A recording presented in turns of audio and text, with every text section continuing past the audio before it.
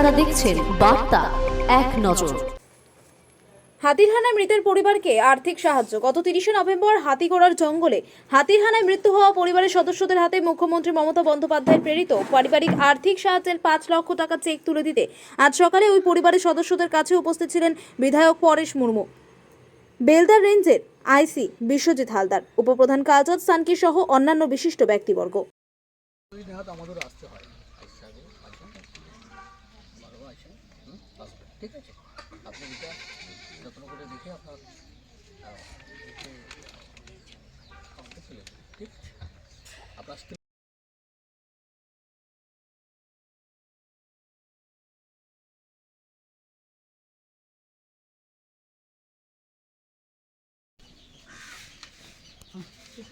ভন্তরে বাইরে বলা যাবে, ঠিক আছে?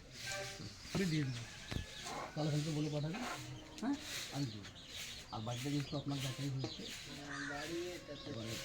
পেয়ে যাবে ডিসেম্বর টাকা পেয়ে যাবে। ঠিক আছে, আজকে আমি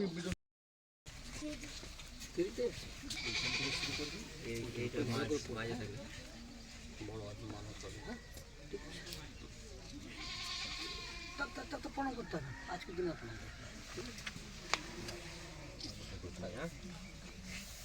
কালকে প্রচুর কাজ আমাদের আসতে হয়,